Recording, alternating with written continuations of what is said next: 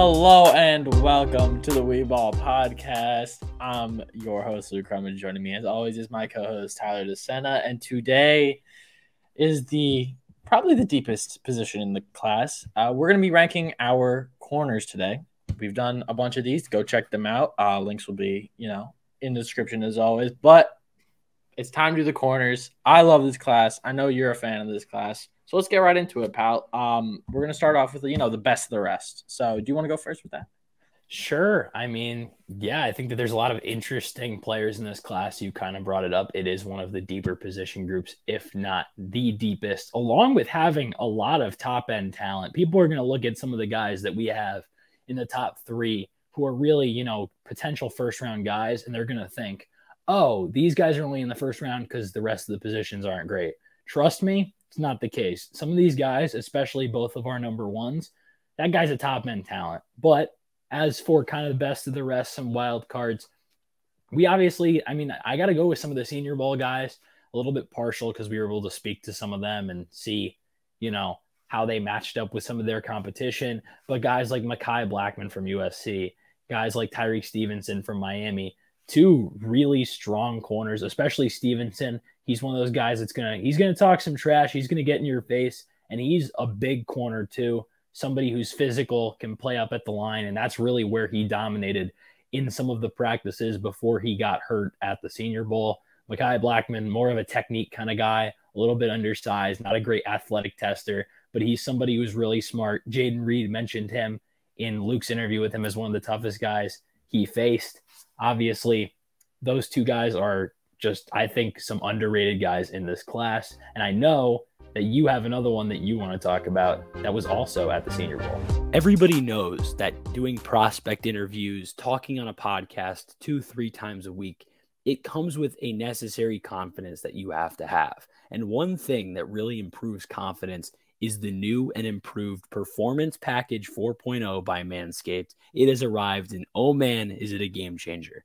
Inside this package, you'll find their Lawnmower 4.0 trimmer, Weed Whacker ear and nose hair trimmer, Crop Preserver ball deodorant, Crop Reviver toner, Performance boxer briefs, and a travel bag to hold all of these goodies. First off, the Lawnmower 4.0. This trimmer is the future of grooming and, dare I say, the greatest ball trimmer ever.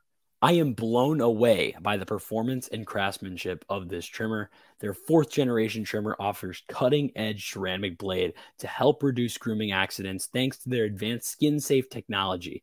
Their Lawnmower 4.0 is waterproof and also has a 4000K LED spotlight so you can get a more precise shave. Because this trimmer is waterproof, you can say goodbye to the mess on the bathroom floor. If you thought that was good but want to take your grooming even further to the next level, the Performance Package 4.0 also includes the Weed Whacker ears and nose hair trimmer. The Weed Whacker is also waterproof and provides proprietary skin-safe technology, which helps reduce nicks, snags, and tugs in those delicate nose holes. The Crop Preserver below-the-waist deodorant and Crop Reviver below-the-waist toner will change the way you approach your daily hygiene routine. Manscaped even threw in 2 free gifts in this Performance Package 4.0, the boxers and the shed travel bag. Bring your comfort in boxers to another level. It's time to take care of yourself. Go to manscaped.com and get 20% off with code WEBALL. That is WEBALL, WEBALL. Make sure to use it on your next purchase with Manscaped for 20% off. Listen. Everybody knows I'm a big Julius Brents guy. Brents almost made this top 5. There are my 5 through 7 or my 5 through 8 actually are very, very close together. I think all of these guys should go in the first half of the first 2 rounds.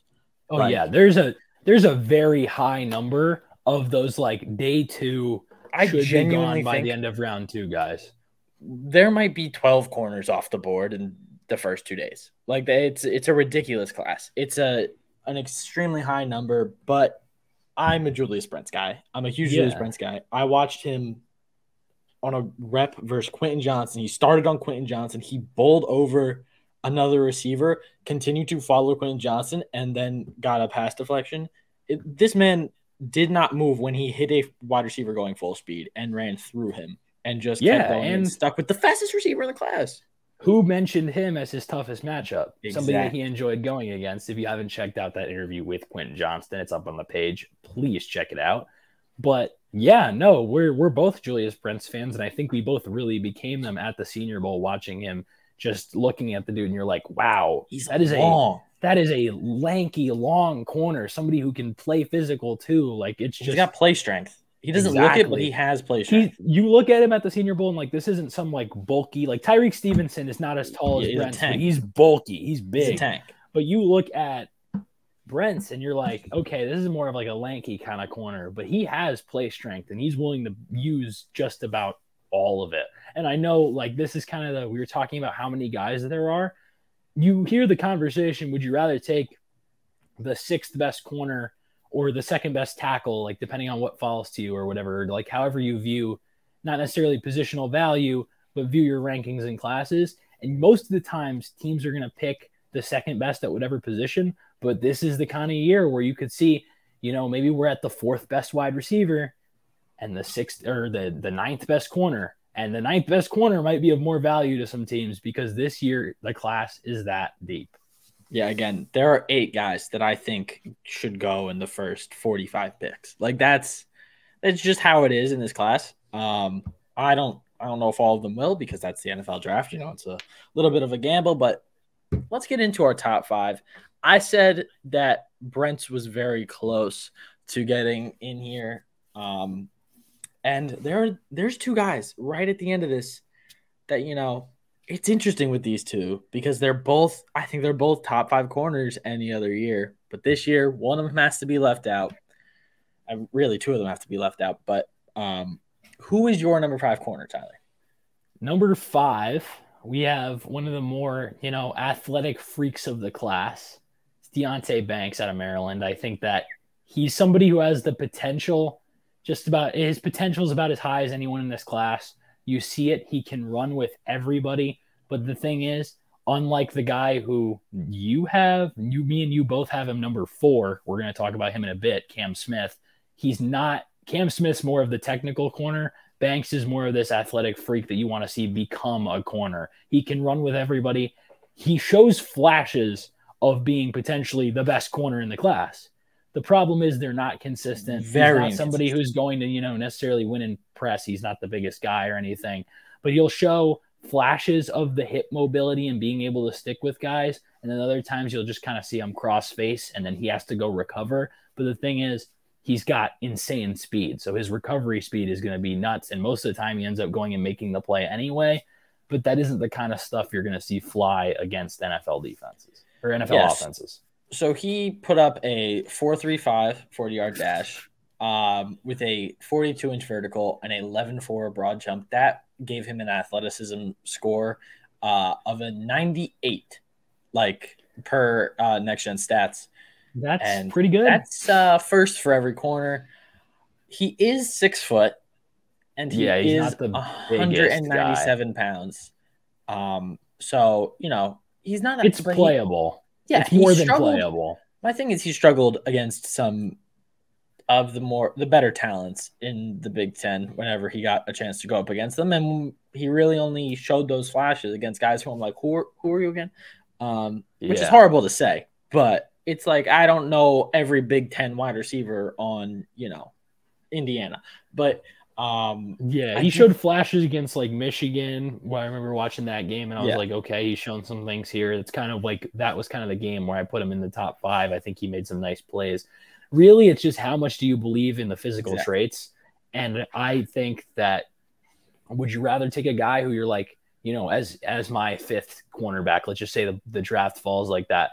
Would I rather take somebody that I believe can be a shutdown CB1 or somebody maybe else that I view as at his highest end, a CB2 kind of guy? And I just think Banks is kind of where you start to see guys where you're like, hey, the potential's there that he could be top, 10 at his position. That's a shutdown number 1 corner. So that's why he's my number 5. You have a different number 5 than me.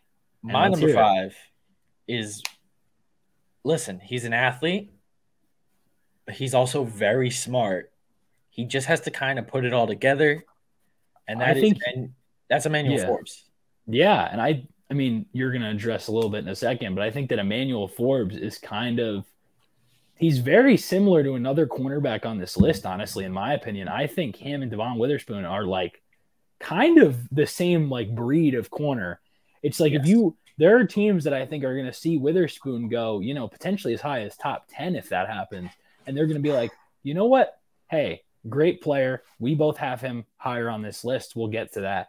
But we're willing to, let the draft slip a little bit. And if, Emmanuel Forbes falls to us in the second round, we feel that especially he's set up to be like a great zone corner. We feel like he can produce at least on a similar level. Listen, I think the reason why I have him over Banks is because he is just as athletic. I mean, obviously not just as athletic, but he's comparable in athleticism. Like, he's fast. He's got, he's still not the biggest guy, but he's 6'1", but he's light. I'm going to be honest. He's light. He's 166. The thing with him, he can play inside and out. He's got crazy good vision.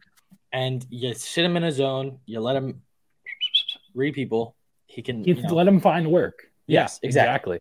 He is not going to be a man corner at the next level. Guy. No. And that's the thing. I think that's why I put Banks above him, because I think Banks's ceiling is true man corner. And maybe it's just the Dolphins fan in me who watched like Brian Flores defenses for a while.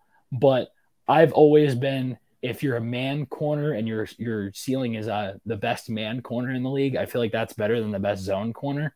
But again, I think it's a toss-up. I think this is where we start to see those kind of tiers of guys. I think that's kind of a tier of its own. Those two are like neck and neck. I was thinking about which one I liked more, but yeah. Again, I have 4 guys here that are this close together. Like this tier of corners is incredible. Obviously, it's not the top tier, and I believe in Emmanuel Forbes as a player, and I think there's a lot of room for him to grow, and he's already very good. So because of all the room to grow for him, but he's already showing it. He's showing it against SEC competition, and he's got more flashes than Banks in my eyes. And that's why I have him here. But moving on to number 4, a guy we both have here. I am a huge fan of this guy and have been for a very long time, and that is South Carolina's Cam Smith, who he's just got that dog in him. He's very technical. He's very smart. He's played against SEC comp since he was a freshman. Like, he has balled and has continued to ball. He still has 4.4 speed. Like, people are saying that he's slow, not an athlete, but he has 4.4 speed, 4.43 at the combine. Which was absolutely huge for him because he can jump like. Yeah, I mean, the dude there is a lot there to really like with Cam Smith. I think the reason that we mocked him to the Cowboys in one of our team mocks, and I think the reason for that is that the Cowboys are a team that obviously is looking to be a contender, and Cam Smith is one of those guys that I think you could stick on one of those teams and be like, go win right away as a CB2, and he will do that. He will dominate. He's so technically refined. Can't speak. He's so technically refined that you put him across a guy like Trayvon Diggs who can go be that ball hawk and let him like maybe, bracket with the number 1 guy or something. And I think that Cam Smith can really just dominate and shut people down because that's kind of where he won. At times he was a little too aggressive and the 4.43 speed is there, but I don't think it shows up as much on tape. So sometimes he would get a little over aggressive and get beat, but it's somebody who we both think can be a number 1. And like I said, this is kind of where we start seeing guys that we look at as either really strong 2s almost immediately with number 1 ceilings. So my thing with Cam Smith is if you watch that Tennessee game, that is probably one of the best cornerback performances I've seen all season. He goes against Jalen Hyatt one-on-one. He gives him his room because that's what you have to do against Jalen Hyatt. But he was the only corner that I saw at all season who tried to put a press on Jalen Hyatt. He definitely wasn't supposed to. He did it anyways, and he didn't lose. Like, he didn't win, but he didn't lose. Yeah, I mean, there's not even opportunities to press Hyatt most of the time because Tennessee comes out in their little stack, and they're like, all right, we're going to back Hyatt, a yard, 2 yards off the line and make it so you can't press him. Yep. And Cam Smith got an opportunity, and like he took 1 or 2 opportunities, and he ran with them, even though – it didn't look like anyone else was pressing, and it definitely wasn't supposed to be a press, but he did it anyways, and it worked. And luckily that defensive line has some dogs on it, so they were able to get to the quarterback. But that game, that is one of the most impressive corner performances I saw all season. They weren't able to scheme Hyatt away from Cam Smith, and that's what I think was impressive because that's what they did all year was scheme Hyatt open, and Cam Smith stuck to him like glue. So yeah, I think definitely. Yeah, we both have the same number 3, a guy who I'm honestly pretty high on. I was debating putting him number 2, to be honest with you, but I just, it's the man zone corner thing. And this time I put the man corner a little bit lower. It's Joey Porter Jr. The dude, these top cornerbacks in this class, they've all got that dog mentality. He's see it on the field.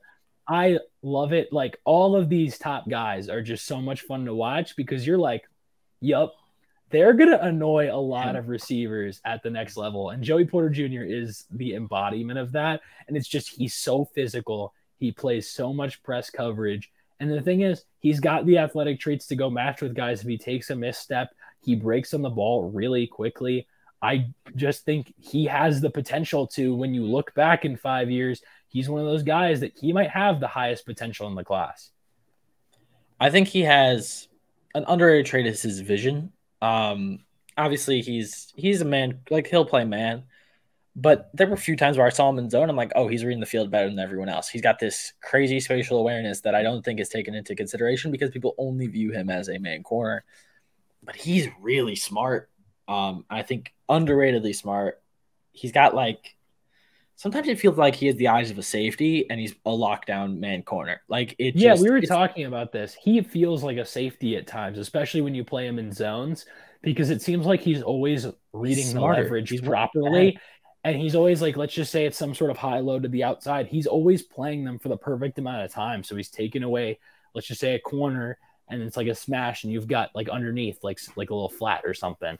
Every time he's going back to take that corner route, and he's always back in time to go stop the flat. His timing is phenomenal. I think the only thing that separates him right now from the top 2 is just the fact that these 2 guys, it's nothing against him. It's just the fact that these 2 guys, you look at our 2 and our 1, and it's like this guy could be a top 5 zone corner in the league, like in a matter of really fast time. And then our number 1, it's just. He's just different, man. He's just different. But yeah, I think JPJ is going to be very good in this league. I do, there's something about it with man corners that I like when a guy's, pushing a guy and gets a little chippy with him and stuff like that. And he shows that hey, I am better than you and I know it. And I'm going to now prove it on every single rep for the rest of this game. And I think Joey Porter Jr. did that a lot. He's just a dog. It's simple as that. But let's move on to our number 2. Which is one of the best. He's one of the hardest hitters and a really good ball hawk. And you're watching him, and you're like, "Is this a safety? No, this is a cornerback." And that is one Devon Witherspoon. Tyler, take it away, my friend. I had trouble with Devon Witherspoon at first because I didn't understand the role he was playing from the get-go. Because you watch him, and you're like, okay. They're lining him up in an awful lot of man coverage, and he's not really holding his own sometimes. You'll see him overcommit to stuff. His hips are always a little late in man coverage. He'll try to he really wants to go jump something. You can tell. He plays a little bit like Xavier Howard in that way, where it's I'm willing to go jump something, but, he'll sometimes get burned. And I saw that a lot. But as you watch more and more tape, you realize this isn't a man corner. This is an elite zone corner pretty much already. I mean, the dude is just hunting in space for work. Like I said about JPJ, Witherspoon's another guy who just feels like he's always in the right spot. He plays really physical. The ball skills are high level. And he's another one of these dudes that's really going to anger receivers because he's one of those dudes that'll talk a lot and make a lot of plays.